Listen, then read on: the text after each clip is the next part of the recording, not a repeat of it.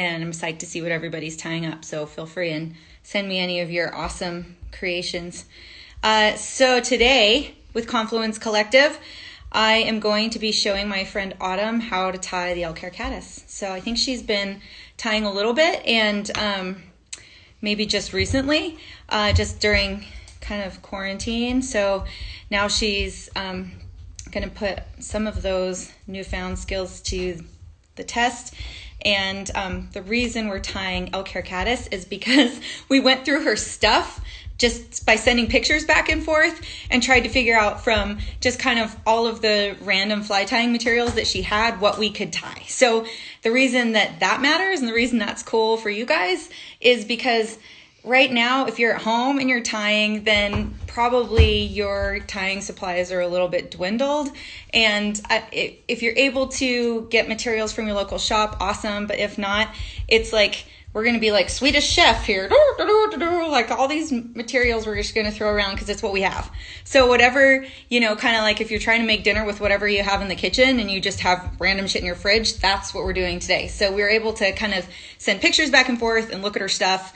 And we figured out that we could probably tie an Elk Hair Caddis, and so can you. So the cool thing about tying Elk Hair Caddis is it's, I'd say, probably easily the most popular fly at fly shops in America, and has been since the 50s when it was first created. And so I think since like the 50s when Al Trout tied it out of Pennsylvania, people have been making all kinds of variations to it. Some people, like the Butch Caddis, you can like add cool little legs, and the X Caddis that Craig Matthews created off of the Henry's Fork has like kind of it's coming out of its casing a little bit, and it looks like a tail, but it's actually its casing. There's all these just cool things you can do. So we'll go over materials, and I'm just kind of waiting for Autumn to ask to join.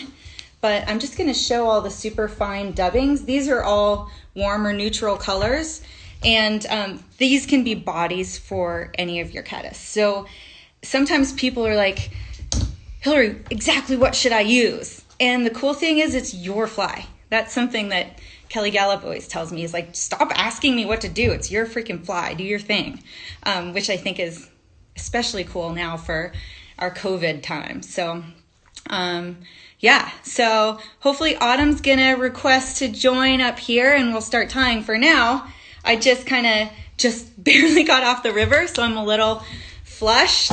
And I'm also super nervous. And I know that you guys aren't humans, just kidding. I'm looking at my phone and I wish you were real people sitting around this table. So I'm not imagining you in your underwear, I swear, but I wish you were all actually here. So I want to show you kind of this guy. This is a very quickly and poorly tied Elk Hair Caddis, and I'll tell you what's bad about it. You can see the wing is a little bit too tall. I like to have a big tall wing like that for a spruce moth here in the North Flathead. And the hackle that was wrapped around the bottom was a little bit too long, and you can see this was a really bad piece. So we'll go over what pieces are good, what pieces are bad, and we'll make this look a lot better. For those of you who maybe haven't been over to my Instagram before, my name's Hilary, and I'm a fishing guide up here in Northwest Montana, and we fish the Flathead River system. So that's the southern boundary and the western boundary of Glacier National Park, and I grew up here. It's in Columbia Falls, and I know I see some of you have been here, which is awesome. Hope to have you back again. All right, so I'm adding Autumn, clicking. She's gonna stay. Yeah, she's coming on. Hey! Hi. Yay! Good. How are you? I'm doing good. Yeah. How's it going?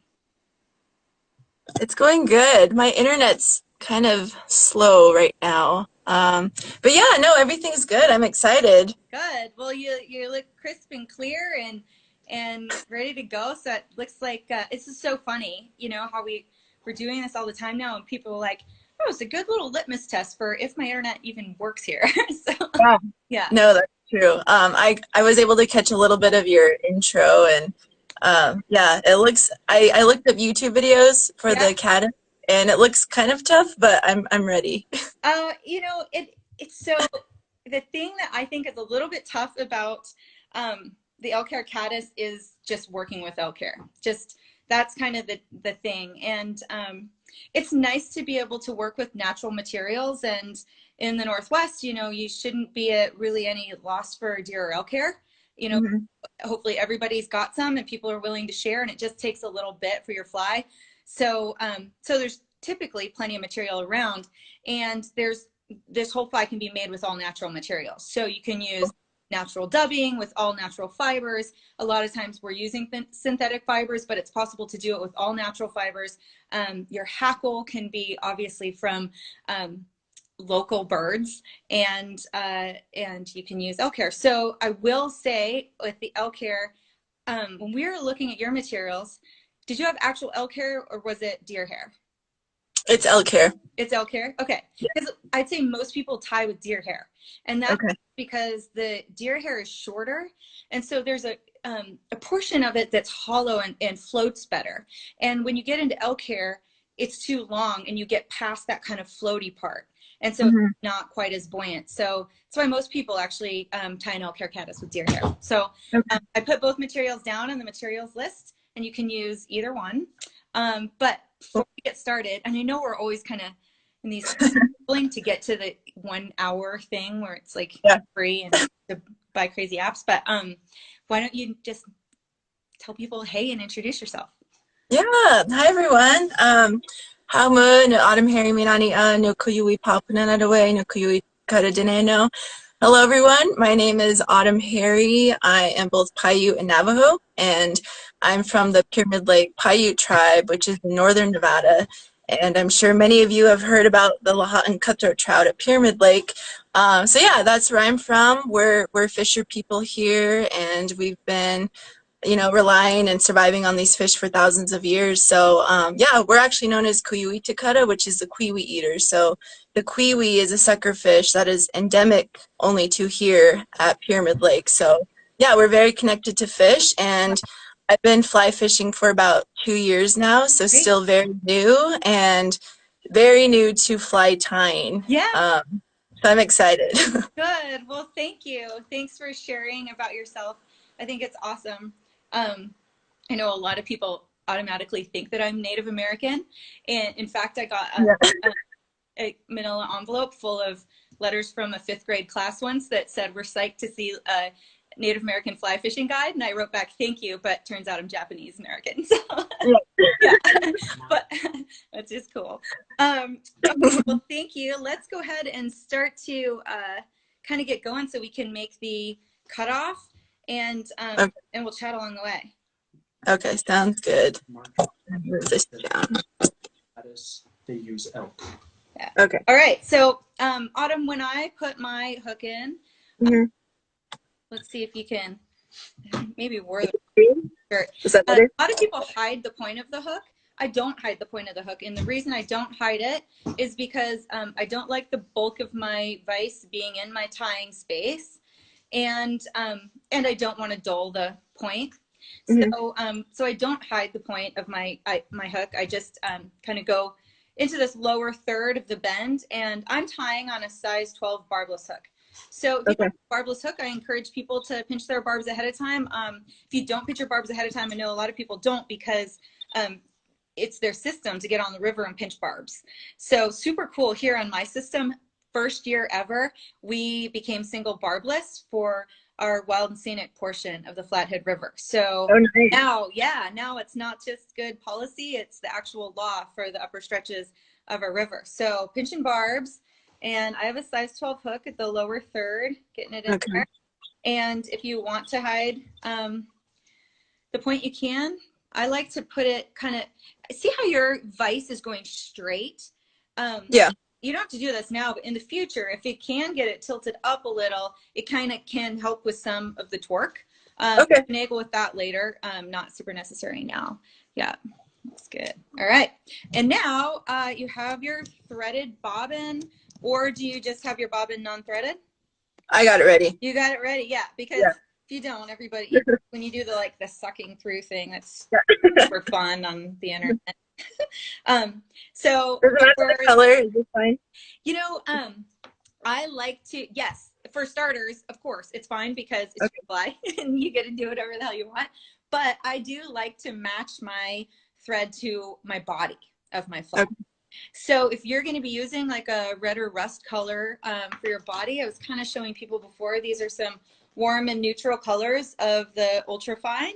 And cool. They all make awesome bodies for your caddis. So in the fall, kind of that rust color is really great to use. October caddis is kind of that color you're looking for. So something like that. What color dubbing do you have today? The olive. Okay, so yes. Your fly is going to look sexy. It doesn't matter. So yes, good. Cool. All right. Your color is great. Yeah, awesome. All right, so I was saying it's like Swedish Chef. That's how I'm teaching too. So you know, like I've been tying flies all my life, and I'm a shitty fly tyer still, but I'm an even worse instructor. So this will be great. So right hand with your bobbin, okay, and a left hand with the thread, and I just like to keep it tight. Like my kids tell me when I'm dance, they're like, "Keep it tight, keep it tight, keep it tight, keep it tight." Like, Mom, tighten it up. So I like to kind of. I get used to putting my pinky finger on the thread back here just to loosen up tension or not. That's something that can kind of come with time. But I like to keep things kind of tight. Typically, you get into the pattern of wrapping your entire hook with thread all the way to the back. Today, we're just going to go halfway. So go over the top of your hook, hold on to this left-hand thread, and kind of start to wrap around, holding the left thread away from you. Yeah. Okay. Yep. Hang on. 1 second.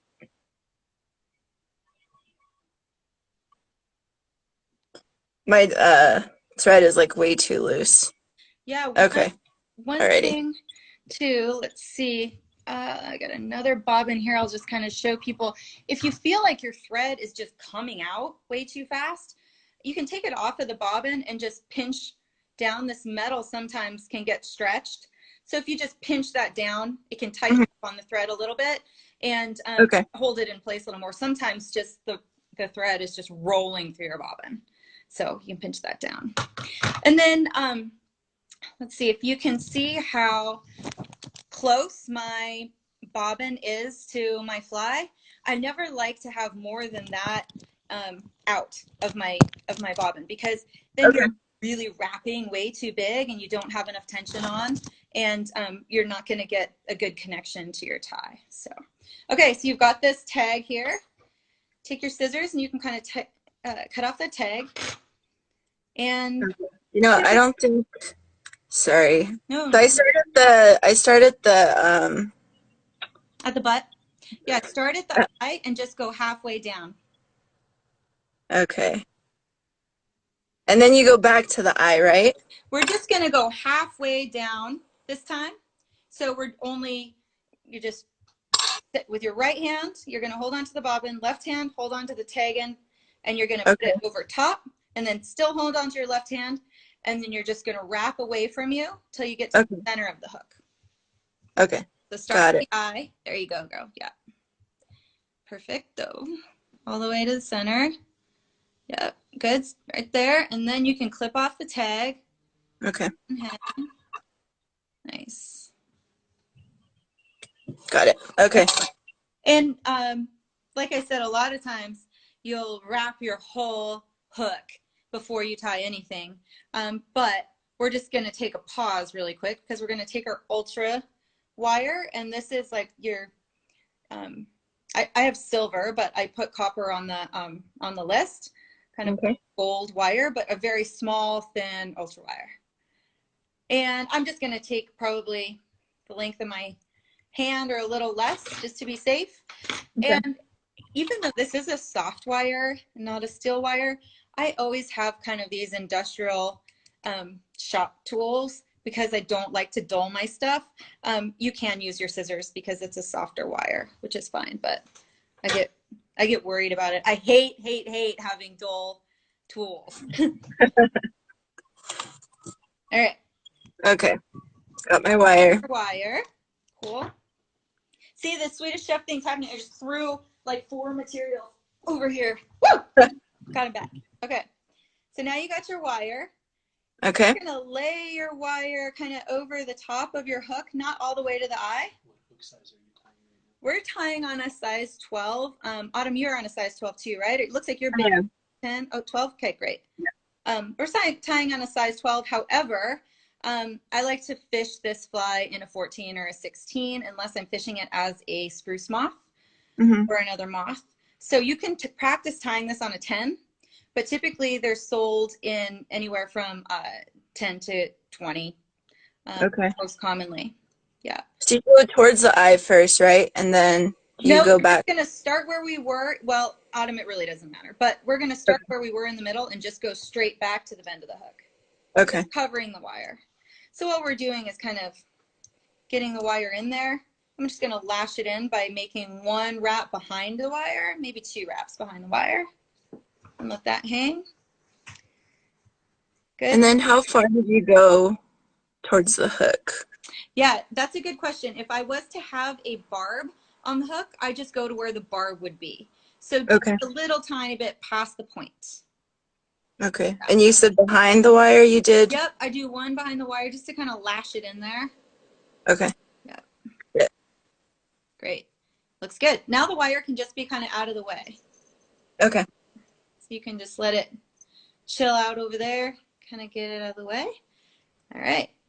Now it's time to make the body. So now we're doing the dubbing. So you can choose whatever color of dubbing you like. It doesn't have to match the thread if you don't have it, because we're in a global freaking pandemic and you can do whatever the hell you want to do. Cool. Yeah. All right. I'm going to go with the olive. Good. I will too.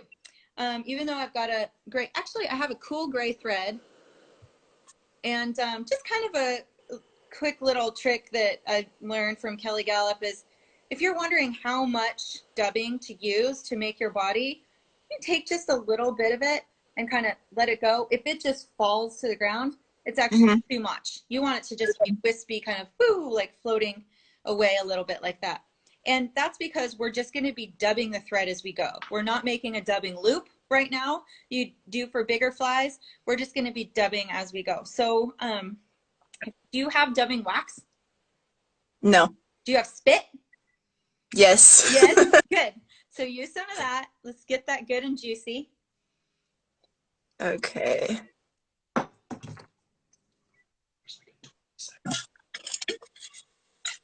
Okay. Alrighty.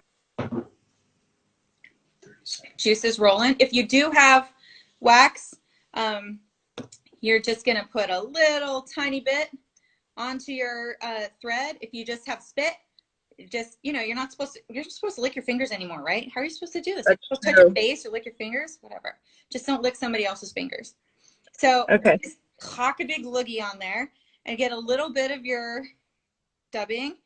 And when I dub my thread, like I said, I just do a little tiny bit, and all I'm doing is twisting it upwards toward my fly, just a little tiny bit, and I try not to go over the same place more than a couple twists.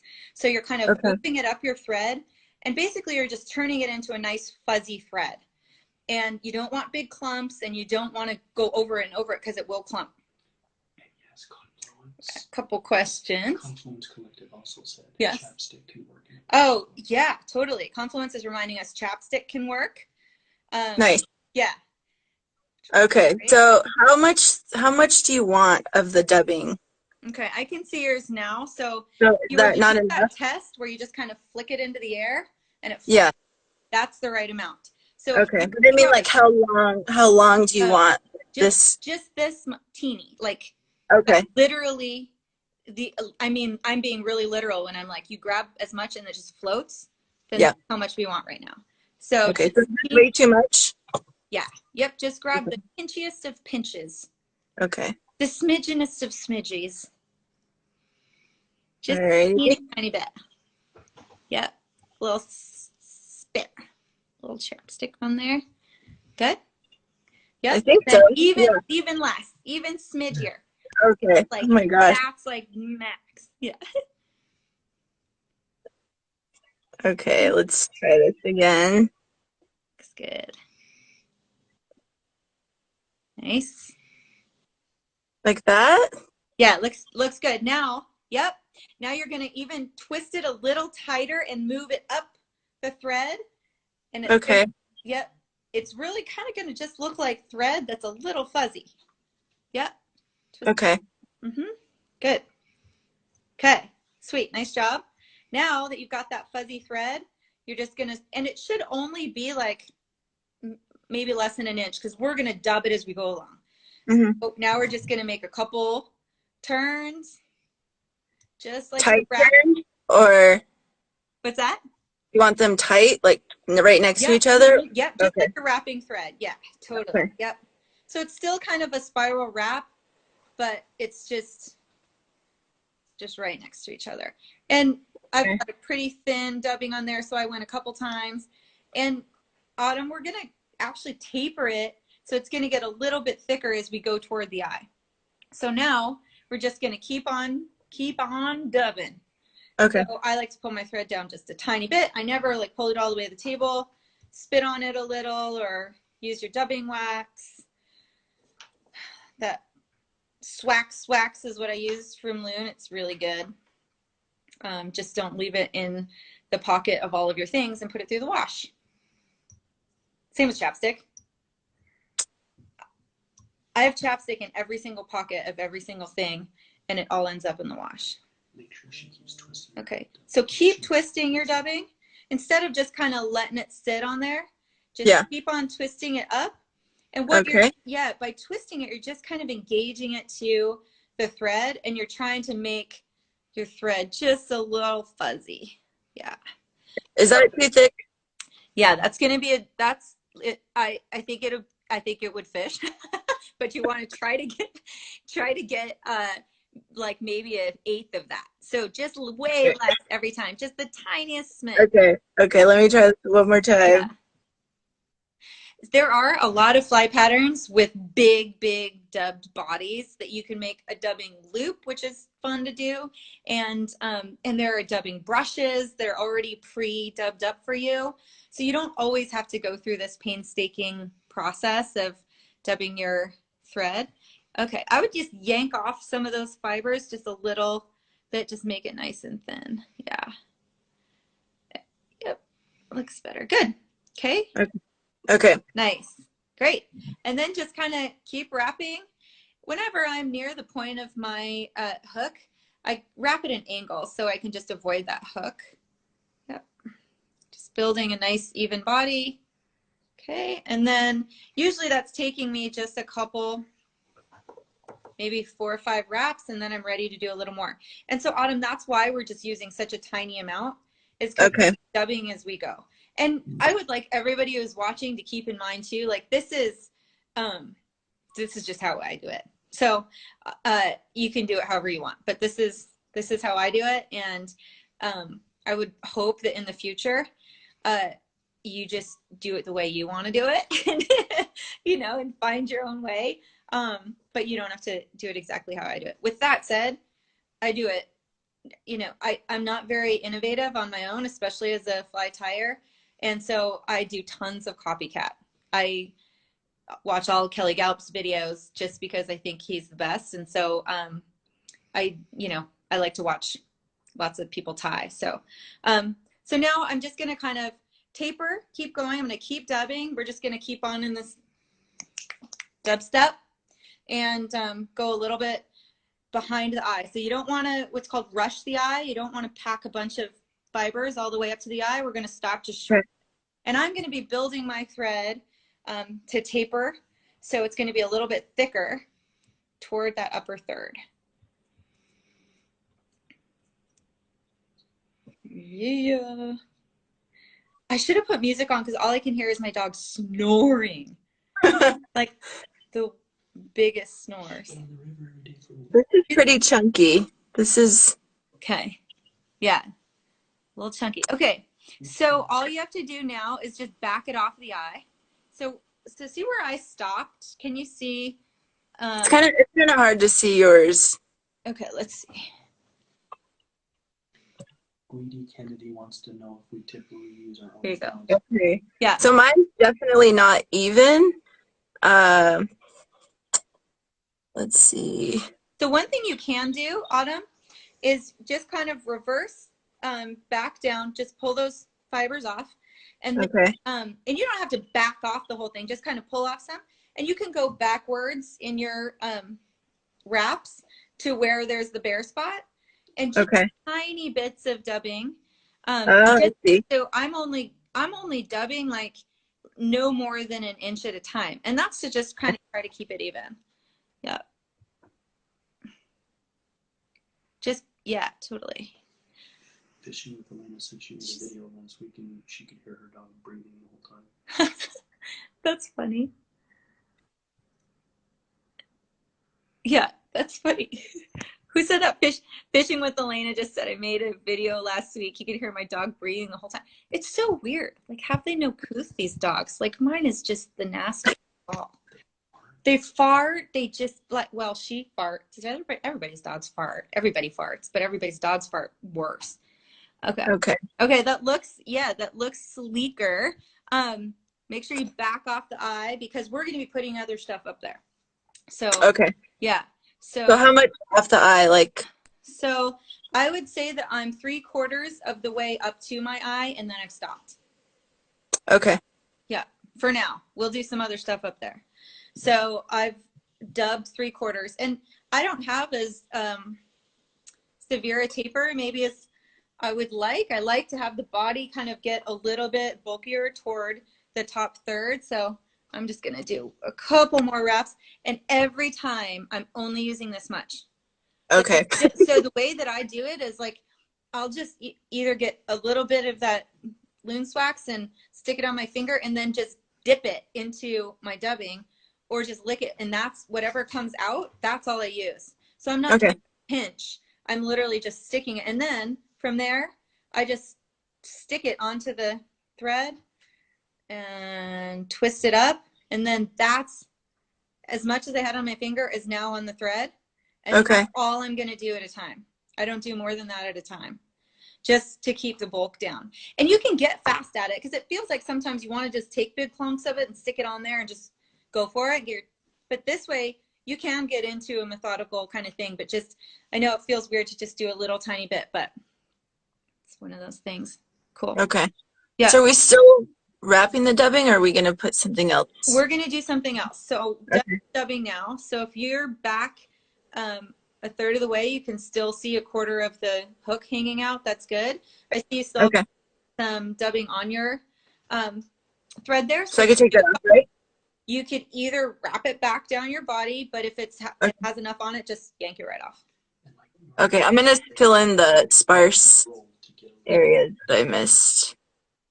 Yeah. Oh, okay. Yeah. And when you're, if we kind of can just demo a little bit of that dubbing action for me, you saw how I just get a teeny tiny bit on my finger and then I pinch it onto the thread and it's just kind of like my body almost does it too. Like it's just kind of a rolling motion. Okay. Yeah. And Heather Hodgson was just mentioning that too. It's just like pinch it on there and then you just roll it up. And I don't go over the same place twice. It's just kind of a pinch and roll motion up. And then you're just, like, it just kind of quick, but it's definitely, you're not just setting it on there. It's a kind of pinching it and rolling it on. Cool. And that you can just keep on practicing for sure. Okay. So now we are going to get your hackle. And I know when we kind of looked at the materials that you have, those are going to be the chicken feathers. And typically they'll either be in a strung package or in a cape. Okay. So I have the grizzly hackle. Is that good?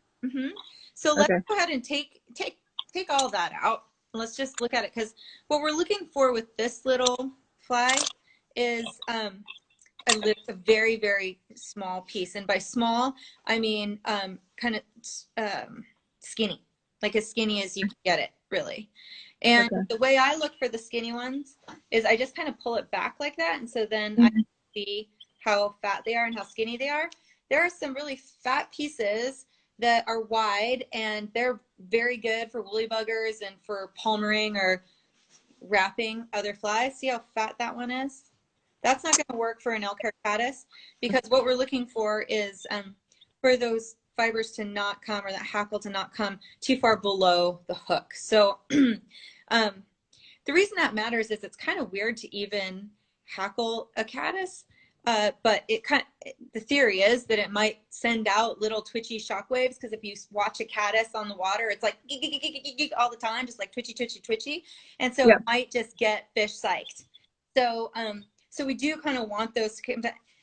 Some people say there's no way that they're meant to be legs. It's more just like a rad vibration of the flies. Mm-hmm. And they know they are meant to be like insect legs. So, but at any rate, we don't want them to be too long and too overwhelming. So, so a couple this things. Is that one too thick? This is one of the thinner ones. Yeah. Okay. That's one of the thinner ones you have. Do you have one that's even? It can be typically, if they're shorter, then they're going to be even thinner. This one? If that's the skinniest one you have, let's send it. Okay. Good? That's it. Okay. This is the one. So, and because like I've got a whole cape here with different sizes that are good for different things, I have a tool that I cheat with, that I use, that's at my shop, and it's like a measuring tool. Basically, you just kind of bend the hackle over this measuring tool, and it tells you kind of what size that is. And so those are available at most fly shops. And I think someone just commented that Whiting Farms has hackle patches for specific flies. So you can actually get pieces of hackle that should be perfectly suited to an Elk Hair Caddis for those sizes, and specific to the size of hook you're tying on, or what kind of fly you're tying, which is cool. I typically just measure them out. And a good way to measure, what I like to do, Autumn, is I just take the piece of hackle and I bend it off the bottom, and then you can see, and I don't want it to come way below the hook. If it comes a little bit below there, that's fine, because that's going to have contact with the water and it'll be cool. But if it's way short, you don't want it. If it's way long, you don't want it. So that's, and that's a cool way to look at it. I mean, that's the one you have, so we're going to go with it. It's a little long, like it's for an Elk Hair Caddis. It'd be cool for like a small bugger. So yeah. Ready. I don't love trimming hackle. I just think that it has a natural, I don't know, like it just has a natural look and feel about it. And so I don't like to cut the bottom of my caddis. So I like to measure it just right, but you can. Sometimes I know people are like, wow, your stupid slutty cutties in the North Flathead don't count legs, and they can't cut your hackle or not. Doesn't matter. That's true. But still, out of principle, I don't like to cut and trim things. I want to kind of try to tie it right, you know. Okay, so now we've got our hackle. So now you've probably got a fuzzy bit kind of at the end, or I guess at the beginning. Is your cup half full or half empty? So here's the point. Yeah, this one. Yep, great. So switch hands now. There you go. And let's look at the butt of it. Okay, not the point. And what I'm going to do is pull this fuzzy part off, because I don't want to use it, and I want to have a stem to tie with. So do you see how I just kind of yanked? Yep, good. Okay. Yeah, mine doesn't really let's do way more. How long do you think? It's hard for me to tell in there. How long do you think that is? This is like 2.5 inches. Yeah, go ahead and pull some more off. Okay. Yep. And like Tim says, it is about fishing your fly with confidence. Yeah. How much do you want? That looks good. Yep. Okay. So now you can probably hold up yours for me real quick, so I can see, if you don't mind. It's funny, because if I want to see it more, I lean in, like that's going to help me. And now people have to. Oh yeah, that's true. So just trim off a little tiny, trim off some more of the stem. Do you want it to be the size of your fly? You know what? No, we're gonna be palmering it or wrapping it down toward the butt, but what we're looking for is just the right length, essentially, of the fibers, not of the actual feather itself. And so Okay. what I'm doing is I kind of ripped mine off so that I have this little tiny stem that's left. Okay. Mm-hmm. And I'm going to make it exactly even to where I ended the body. Okay. Okay. Let's see if you can you see little tiny stem, and I've started where my stem ends and the feather begins. I've exactly lined up to where my body ends. Now I'm just going to go ahead and wrap that right in there nice and tight. Okay, so okay, I see. Okay. So, okay. Yep, nice. Get it nice and tight in there. Nice and snug up to where the body is without going over the body. Cool. Okay. Now you can do this later. You can do it now, just kind of trimming off that bare part. Oh, there it is. Okay. Nice. Got it? Cool. Do you happen to have hackle pliers? Something that looks like this. I think I may. Let me look in my box. Is it this? Yes, ma'am. Cool. Okay. Okay. So now this is tricky, and if we have to do this several times, we can, but sometimes these can break the feather. We're going to try not to break it, and we're going to use this to wrap the feather away from us around the body. So I'm going to do it without it just to kind of show you.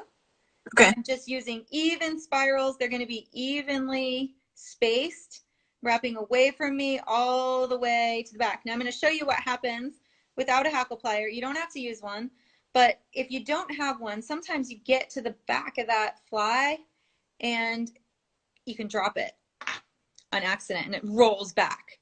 So if you don't have them, it's no big deal. Just try to get a longer piece so that you can hang on to it.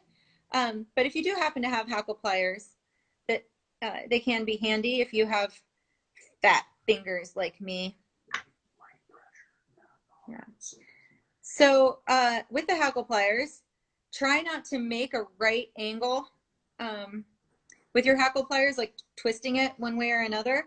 And then we just had a comment from somebody that said, do this one with light pressure, because this, your hackle here isn't holding your fly together. It's not important that you're hanging onto it. You're going to use this ribbing, that light wire, to hold it in place. So you can go nice and light with this, not loose, like you don't want it just hanging, but you can go nice and light so it doesn't break.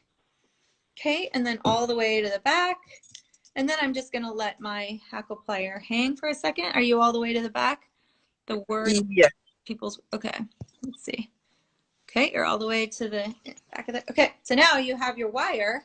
Okay, now with my hackle plier, I like to hold it up in the air so I can see where the end of my hackle was. Okay. Take that light wire and I'm just going to go hold my hackle plier to the side, and I'm tying in the end of the hackle with a light wire. So I'm coming from the back of my fly with the wire toward the front and I'm lashing it in. Does that make sense? So I'm holding. You're wrapping it. Just You're everything wrapping is always wrapping away from you. So this guy, I've taken the wire, it's pointed toward me, and now I'm going to go away from me, and that's going to lash in that last piece of hackle that I have hanging onto the hackle plier. Okay. To tie it in. Yep. And this one you can make nice and tight. And now we're going to spiral all the way toward the eye, and you're just kind of keeping it nice and tight on this one and weaving it evenly through all the hackle. I like to kind of go fast on this one just to keep it tight. Keep it tight. Keep it tight. Keep it tight. Keep it tight. Got it. Good. Oh, I didn't like that wrap. And you said all the way to the eye? Yeah, I'm going to go, correct. I'm going to go just behind the eye. I'm not quite like up to it, but pretty close. And now I'm taking my bobbin that's hanging here waiting for us.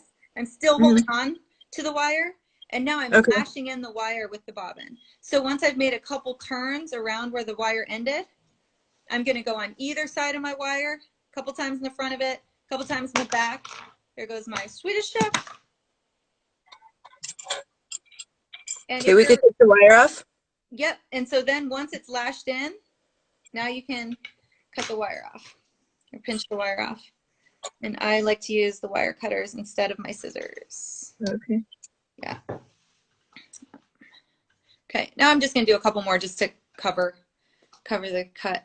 And you saw I lost my hackle plier because the wire really cut off the end of that hackle, which is good. So if you haven't done that, like you can take off the hackle plier and snip off that little end that's still there. All right. Let's see. I can't see. Okay. Yep. That little fatty tail there can come off. Good. Okay. Good. Looks good. Okay. Sweet. And then your wire by the eye is pretty covered, you feel? Yeah. Okay.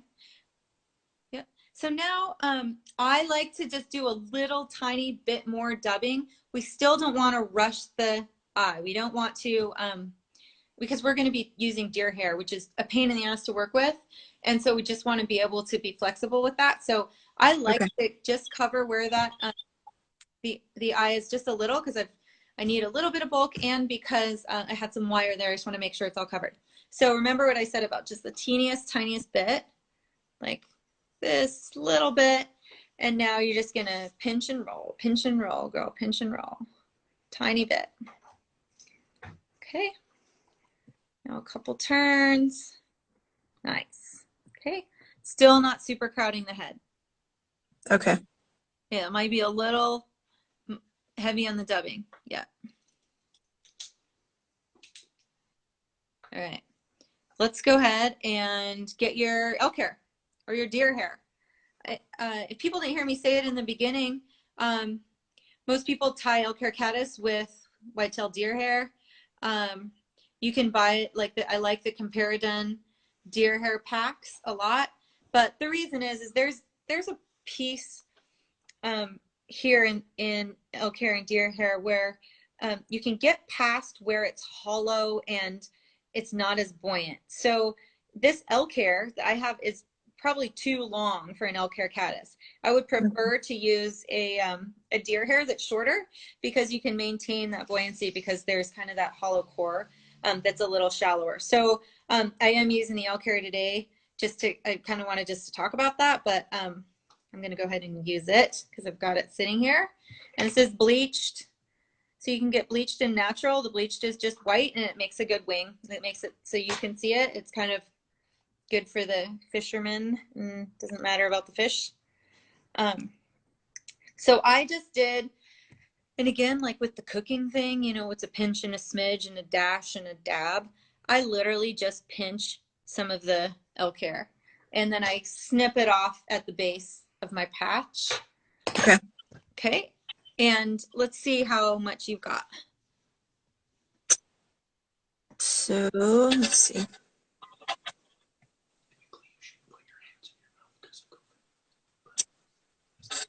Yeah. Okay.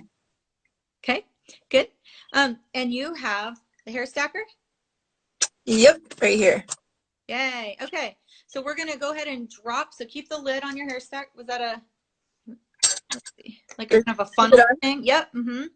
Okay. So, yep. And go ahead and drop the hair with the pointy fibers first in. Okay. Yep. Good. Okay. And now, did somebody earlier, I see Eben here has been telling me some of the things that people are saying. And somebody was like, does she have 3 different juices? And I didn't even realize it, but yes. Guide beer, and I've got Savino and the whiskey. Didn't realize it, but they all have. It's for phases. It's like phasing back in after COVID-19. We got to go in phases. The beginning of my fly is the beer phase, and then there's the wine phase. I don't know what that signifies, and then the whiskey phase at the end. So it's important. So now you've got your fibers into your stacker. And I know you can't see my table, but let's see my hand as a table. Just going to lightly tap, tap, tap straight up and down, not banging, bouncing, but just kind of lightly tap it. and those are going to be getting even inside there. So you're just kind of tapping it. My connection's sort of cutting out. I can't really hear you. Uh-oh. Watch me play charades. Okay, got it. Okay. So just Okay. tapping, tapping. Good. Okay.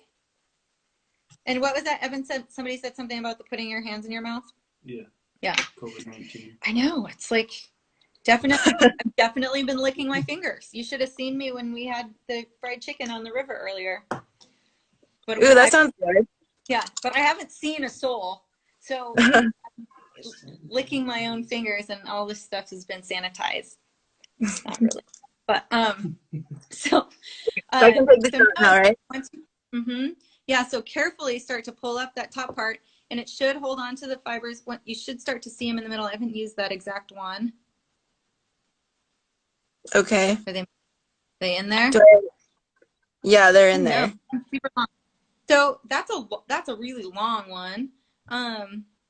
When I pull up mine like halfway, I can grab it. Can you grab yours? Grab the hair out of there? Or how is it? Super long. Okay, so go ahead and take out the top part and flip over your stacker just onto your table and just tap it backwards. Okay. A few times, nice and easy till it comes back. And then keep under there and then grab it and pinch. Different size stackers, small. So you can get all kinds of different sizes stackers. Short stackers for stuff like this and small flies. There's long stackers for longer hair, caribou hair, and all kinds of stuff.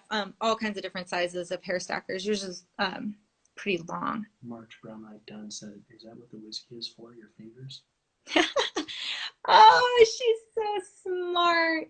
My March Brown friend said, "Is that what the whiskey is for? Your fingers?" Yes, I'm constantly disinfecting. So let's be clear.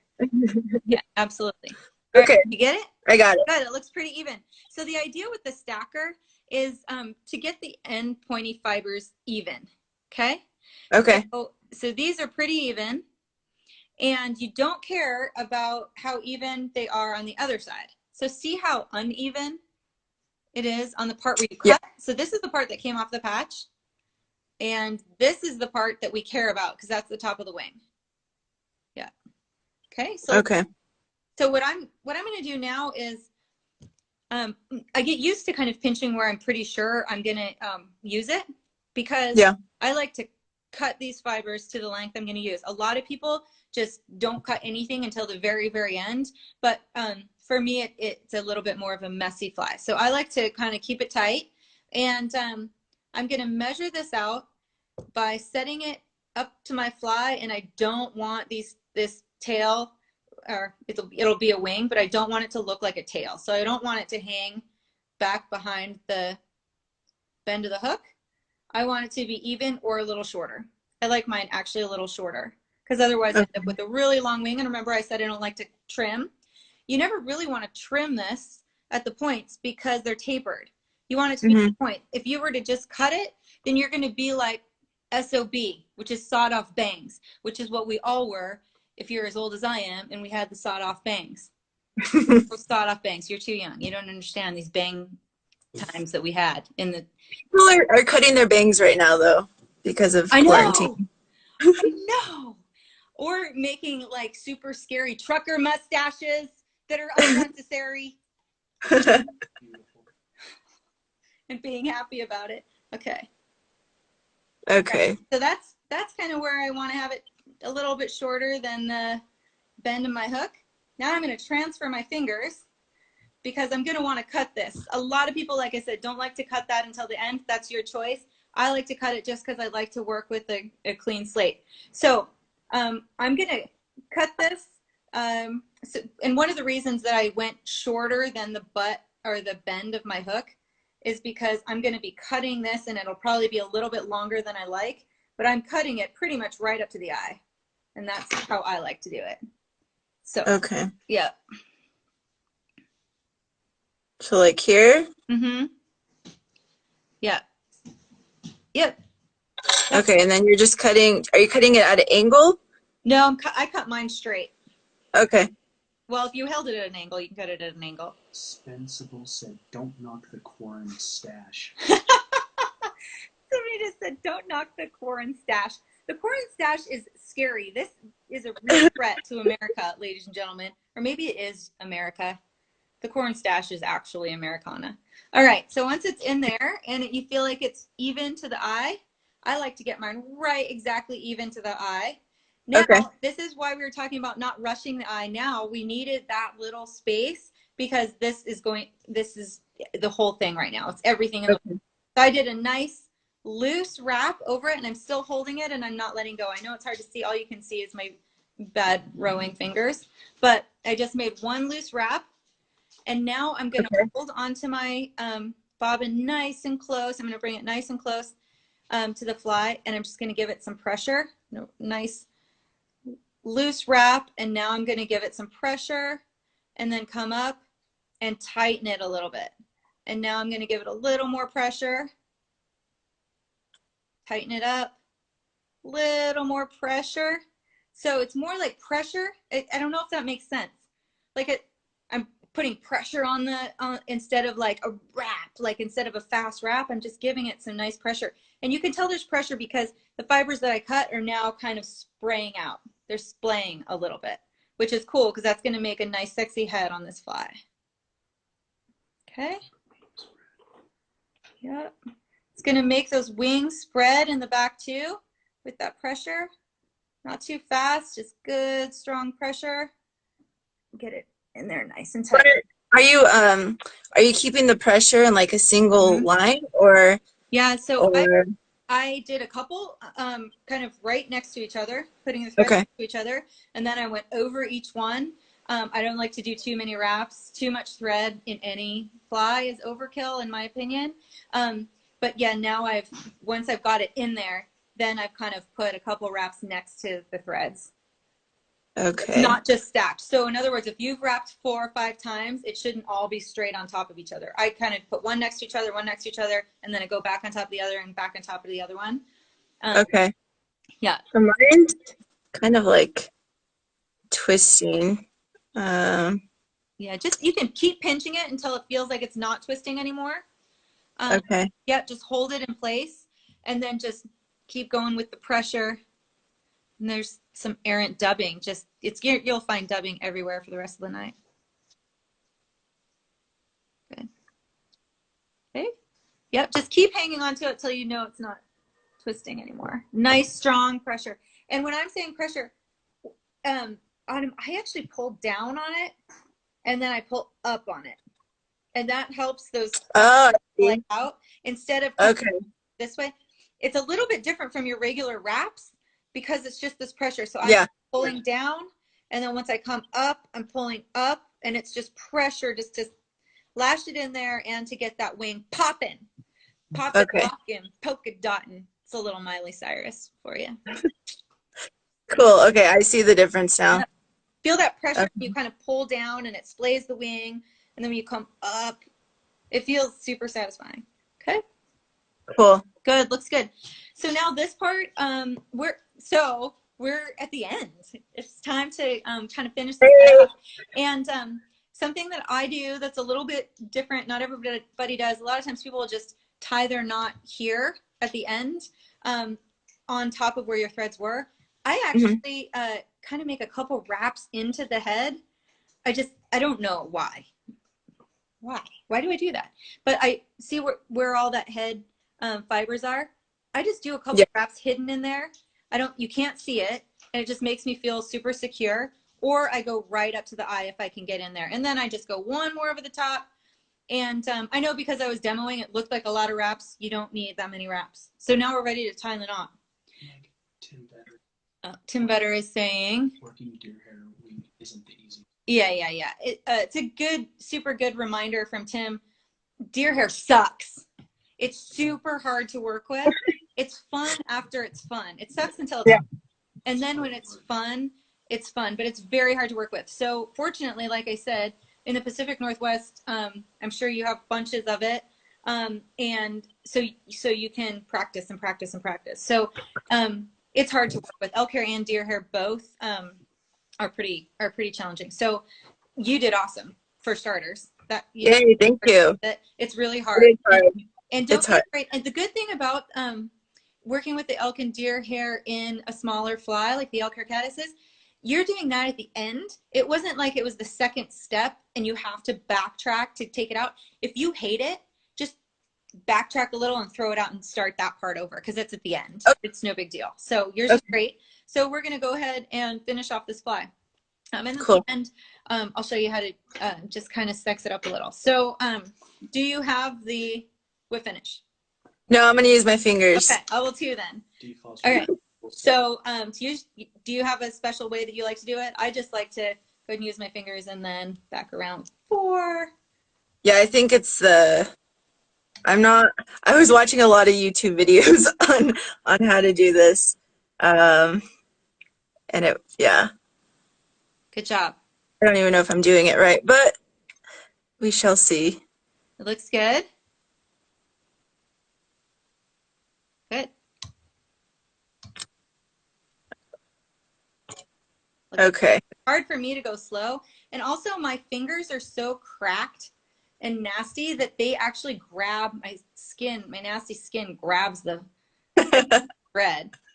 But I kind of, when I do it, I try to just mimic the whip finish tool shape. Okay.